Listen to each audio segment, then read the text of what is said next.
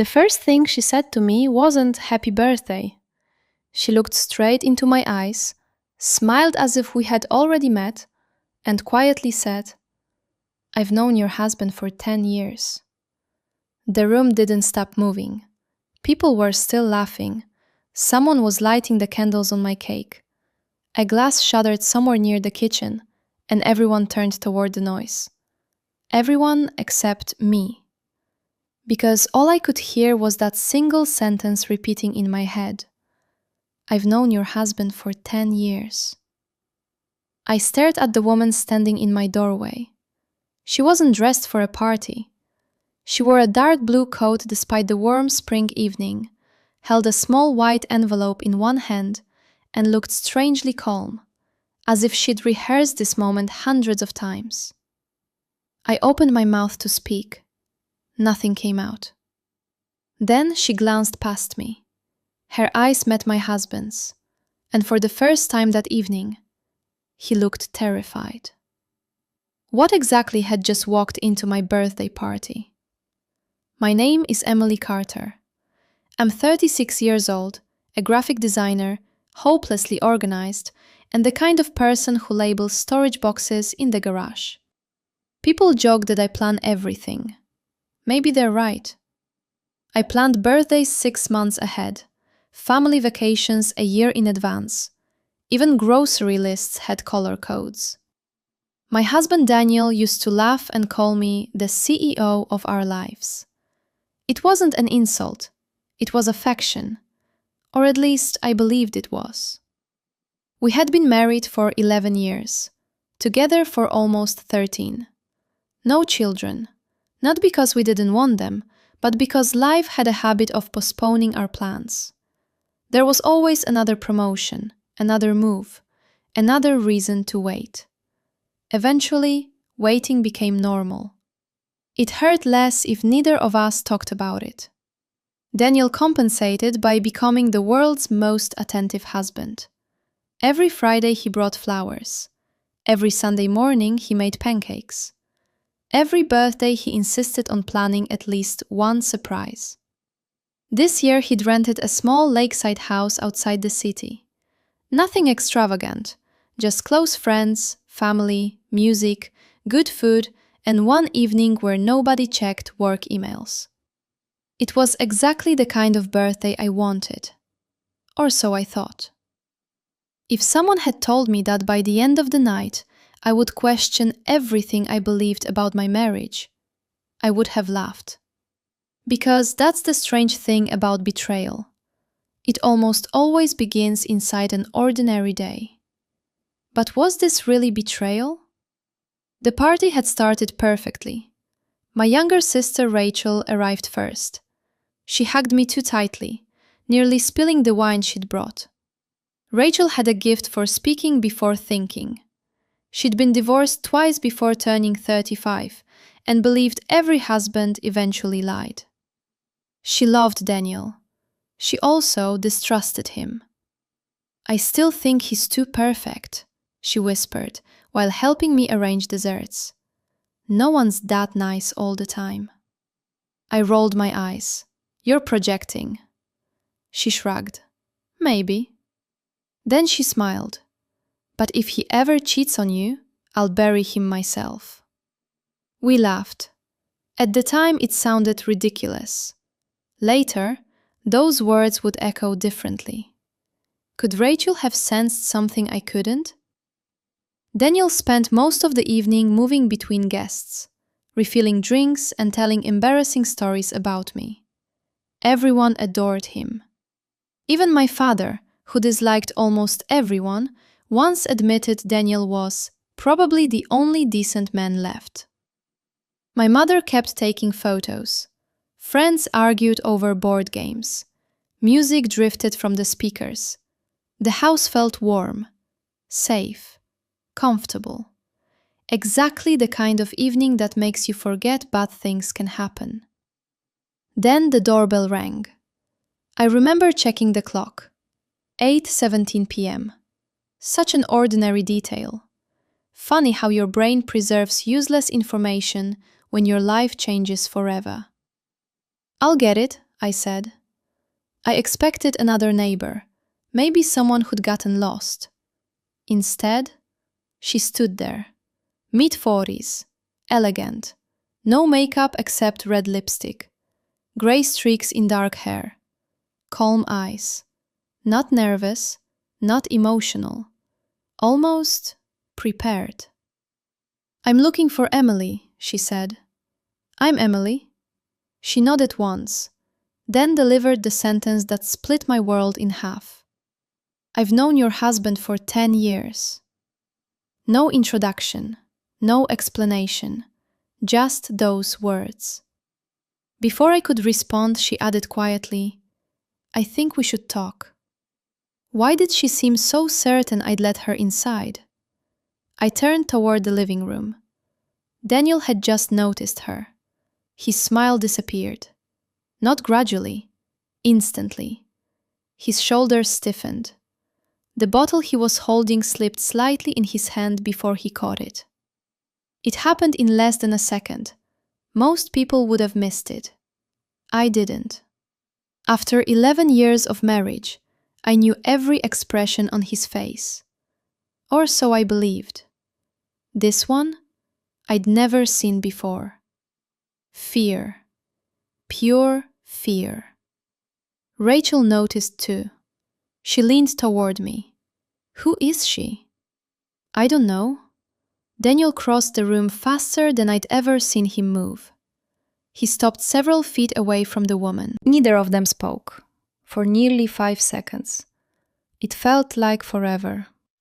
Finally he said, You shouldn't be here. His voice wasn't angry. It was exhausted. The woman smiled sadly. I know. Then she looked at me. But I promised myself that if today ever came, I'd tell you the truth. What truth? Every conversation in the room slowly died. Guests sensed something was wrong. Music kept playing. No one danced anymore. Daniel rubbed his forehead. Emily, he said carefully, can we do this later? The woman interrupted. There won't be another chance. Daniel's jaw tightened. I asked you not to contact us again. Us? That single word landed harder than anything else. Us. Rachel stepped closer. What does she mean, us? Nobody answered. The woman lifted the white envelope. I brought proof. Proof. The most dangerous word in any marriage. Proof of what? I suddenly realized my hands were shaking. Not because I believed Daniel had cheated. Because I didn't know what to believe. People imagine discovering a secret is dramatic. It's not. It's confusing. Your brain starts collecting tiny memories you'd forgotten. Late business trips, phone calls taken outside, strange silences. Moments that once seemed meaningless suddenly begin arranging themselves into a pattern. Whether that pattern is real or imagined. I remembered a hotel receipt I'd found 2 years ago. Daniel had explained it. I'd accepted the explanation. Why was I remembering it now? I remembered a phone call that ended abruptly when I entered the room. A Christmas when he'd seemed distracted. A necklace that wasn't my style but he'd insisted I'd once admired. Had those moments meant something? Or was my frightened mind inventing connections? How many lies can memory create when fear takes control? Daniel finally looked directly at me. I need you to trust me. Simple words. Normally they would have been enough. Tonight, they weren't. Because trust doesn't disappear all at once. It cracks. Quietly. Almost invisibly. Until one sentence is enough to reveal every fracture. The woman held out the envelope. I didn't come here to destroy your marriage. She paused. I came because someone else already tried. The room fell silent. Even Rachel stopped breathing. Daniel closed his eyes. Just for a second. As if he'd reached the moment he'd feared for years. Then he whispered something so quietly only I could hear. I prayed this day would never come. But what was inside that envelope? And why did my husband look less like a guilty man than someone about to lose everything? No one moved. The music was still playing somewhere behind us, absurdly cheerful against the silence that had swallowed the room. Someone coughed. Ice clinked inside a forgotten glass. The woman kept holding out the envelope. Daniel refused to take it. Instead, he looked at me. Emily, please. Just one word. Not an explanation, not a denial. Just, please. For 11 years, I'd always known what that look meant. Sometimes it meant he was sorry for forgetting something. Sometimes it meant he needed me to trust him without asking questions. Tonight I couldn't read him anymore. So I reached for the envelope myself. Daniel's hand shot forward. Don't. The speed of his reaction startled everyone. Rachel stepped between us instinctively. What the hell is in there? She demanded. The stranger answered before Daniel could. Nothing dangerous. She paused. Only the truth. But whose truth? My fingers felt numb as I opened the envelope. Inside was only a single photograph. Old. Its corners were worn. The colors had faded with time. At first, I didn't understand what I was looking at. Then I recognized Daniel. He looked younger. His hair was longer. He couldn't have been more than 26. Standing beside him was the woman now standing in my living room. They weren't hugging. They weren't holding hands. They simply stood side by side, outside what looked like a hospital. Daniel stared into the camera. She looked away. Behind them hung a banner with a date. 10 years ago. Exactly what she'd said. I've known your husband for 10 years. The room filled with whispers.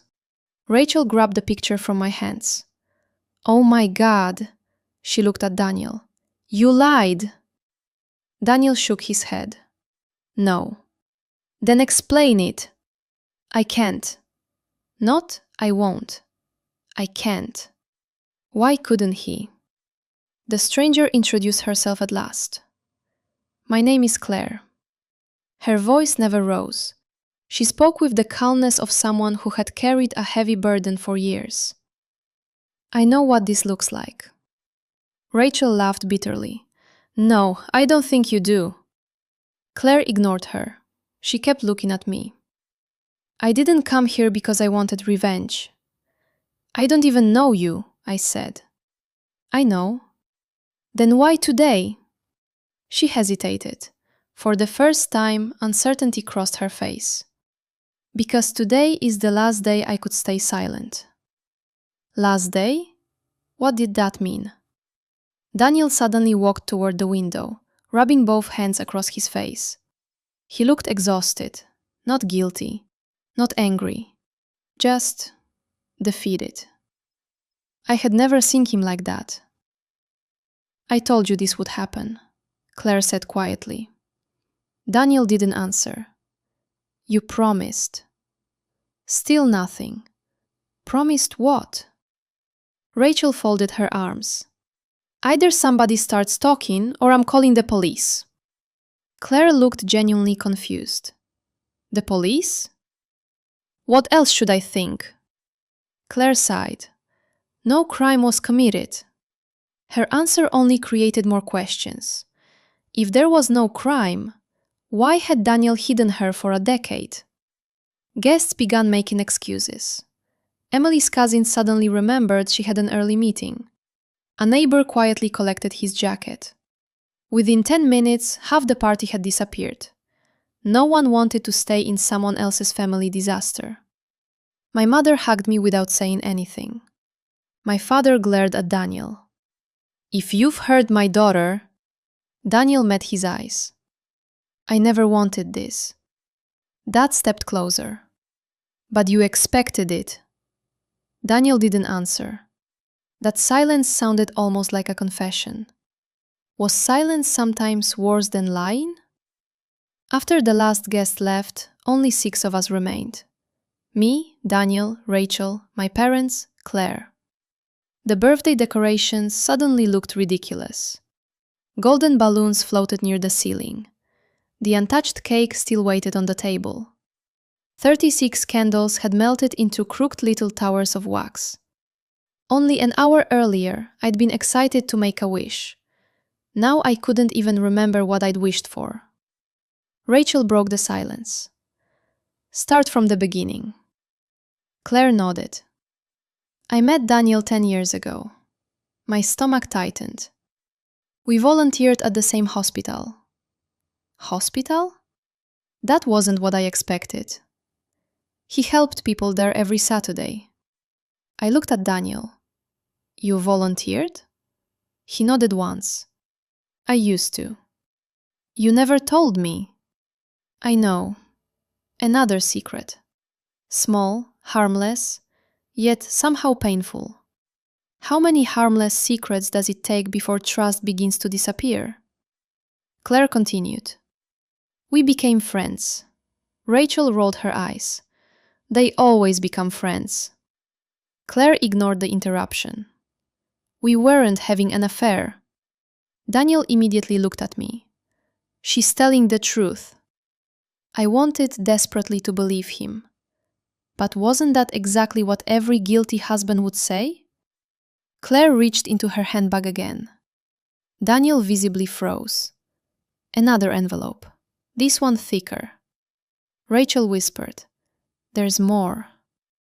Claire nodded. A lot more. Why had she brought so much evidence? Before opening the second envelope, Claire asked me a question. Emily, has Daniel ever disappeared on the 17th of May? I frowned. The 17th? Daniel looked at the floor. Every year, there was something. Sometimes a business trip, sometimes an urgent meeting. Once he'd driven 3 hours because an old college friend supposedly needed help. Every single year. Always around mid-May. I'd never noticed the exact date before. Now I did. How could I have missed something so consistent? I looked at Daniel. Yes. Claire closed her eyes. I thought so. Rachel looked ready to explode. What happens on May 17th? Daniel whispered. Please don't. Claire answered anyway. The anniversary. Anniversary? Of what? The second envelope contained receipts. Hotel receipts, train tickets, parking slips, medical visitor badges. Every document dated May 17th. Different years, different cities, the same date. Rachel slapped the papers onto the table. So you've been lying every single year. I never cheated. Daniel's voice cracked. I swear. You expect us to believe that? I don't care what you believe. That surprised me. Daniel always cared. Tonight he sounded like someone too tired to defend himself anymore. Claire looked almost sympathetic. He isn't lying. Rachel laughed. Of course you'd say that. Claire slowly shook her head. If they'd had an affair, she glanced at Daniel. This would have been much easier. What could possibly be worse than an affair? I noticed something strange among the papers. One visitor badge had another name handwritten beneath Daniel's. Not Claire. Someone named Michael Reed. I'd never heard that name before. Who's Michael? The room changed instantly. Daniel closed his eyes. Claire looked away. My father frowned. Rachel noticed the reaction too. There, she pointed. That's the real secret. No one answered. I repeated the question. Who is Michael? Daniel inhaled slowly. My friend. Where is he? Silence. Claire answered. He can't. What do you mean? He can't answer. The wording chilled me. Not he won't. He can't. Was Michael dead? My mother suddenly spoke for the first time. Daniel. She looked heartbroken. Does Emily know anything? Daniel whispered. No. My heart skipped. Anything? How much had everyone else known? I looked from face to face. My mother looked guilty. My father suddenly avoided my eyes. Rachel seemed completely lost. Claire watched everyone carefully, as if measuring how much truth the room could survive. I felt like the only person who hadn't received the script. How could my own family know something I didn't? I think we should leave, Daniel said. No, I answered immediately. We're finishing this. He looked at me with tears gathering in his eyes. Real tears. Not dramatic, not forced. I'd seen him cry only once before, at his father's funeral. Seeing that same expression now frightened me more than Claire's arrival ever had. You won't forgive me, he whispered. For what? He couldn't answer. Instead, Claire quietly placed one final object on the table. Not a photograph, not another receipt. A small silver key, old, scratched, attached to a faded plastic tag. Across the tag were 4 handwritten words. Storage Unit 214. Claire looked directly at me. Everything Daniel couldn't tell you. She gently pushed the key toward me. Is waiting inside. Daniel reached for the key. I grabbed it first. And for the very first time since we'd met 13 years earlier, my husband looked at me not with love, but with fear of what I was about to discover. No one slept that night. The birthday cake sat untouched on the kitchen counter. The candles burned down to puddles of wax. The balloons had begun to lose their air, slowly sinking toward the floor, as though the house itself could no longer hold them up. At 2 o'clock in the morning, I stood in our bedroom, staring at the small silver key in my hand. Daniel hadn't spoken in nearly an hour. He sat on the edge of the bed, elbows on his knees, looking like a man who had already accepted whatever punishment was coming. Finally, I broke the silence. We're going. He didn't ask where. He already knew. Storage Unit 214. Why had he feared that place for 10 years? The storage facility stood on the outskirts of town, surrounded by chain-link fencing and dim security lights. The office was closed. Claire had called ahead while we drove there. An elderly night manager unlocked the gate without asking questions. You finally came, he murmured, recognizing Daniel. Finally? How many times had Daniel stood here alone? The manager looked at me with pity. I always wondered when she'd find out. My stomach tightened. Even strangers knew there was a secret. Only I had been living without it. The hallway smelled of dust and cold concrete. Unit numbers stretched endlessly down both sides. 210, 211, 212, 213, then 214. Daniel stopped walking. His breathing became uneven. I'll open it, I said. No. His voice was barely audible. I should. For several seconds, neither of us moved. Then I placed the key into his shaking hand. You've hidden this for 10 years. His eyes filled with tears. I know. You open it. The lock clicked. The metal door rolled upward with a grinding sound that echoed through the empty building. I expected boxes, furniture, maybe old photographs. Instead, the room looked almost untouched, as though someone had built a tiny museum. But it wasn't a museum. It was a memorial. To whom? Against the back wall stood a child's bicycle, bright blue, its training wheels still attached. Beside it rested a baseball glove no larger than my hand. A stack of children's books, a backpack, a pair of tiny sneakers.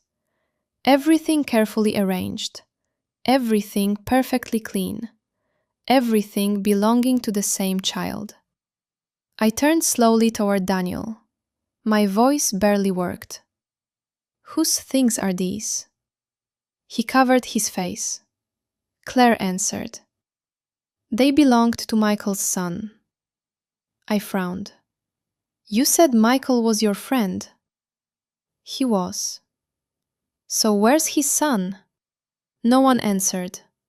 Then I noticed the framed photograph sitting on a shelf.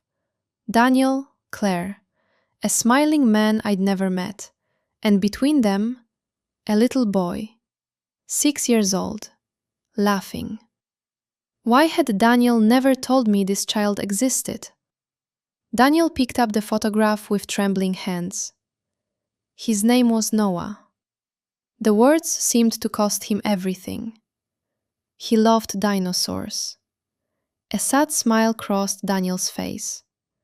He corrected adults whenever they said the wrong dinosaur name. Claire laughed softly through her tears. He wanted to become a paleontologist. I looked between them. I don't understand. Daniel swallowed hard. Michael was my best friend. Not just a volunteer, not an acquaintance. His best friend. He and his wife died in a car accident. The sentence hung in the air. I felt the room grow colder. And Noah? Daniel closed his eyes. He survived. For one brief second, hope rushed through me. Then Claire whispered, "Only for 3 days." Everything suddenly became painfully quiet. Daniel sat down on an old wooden chair inside the storage unit. He was alone. His voice cracked. No grandparents, no aunts, no uncles, no one. Claire continued the story because Daniel couldn't. The hospital asked if anyone would stay with him. Daniel looked at the floor. I said yes. I remembered the photograph outside the hospital. Now it finally made sense. Daniel hadn't been hiding a lover. He'd been hiding grief. For 3 days, he became the closest thing Noah had left to a family. When he died, Claire whispered, Daniel was holding his hand. I couldn't breathe. Why would anyone keep something like this secret? I wanted to adopt him. Daniel's words stunned everyone. I started the paperwork. I stared at him. You wanted a child? He looked at me with unbearable sadness. I wanted him. The sentence shattered something inside me. We'd spent years trying to have children. Then suddenly there was this little boy who had no one. His hands trembled. I thought maybe life had given us another chance. I felt tears running down my face. But you never told me. I couldn't. Why? His answer came almost as a whisper. Because he died before I found the courage. Claire gently opened another box. Inside were dozens of letters. Every envelope had the same handwriting. Daniel's. 1 letter for every single year. Every May 17th. He had written to Noah. Letters the little boy would never read.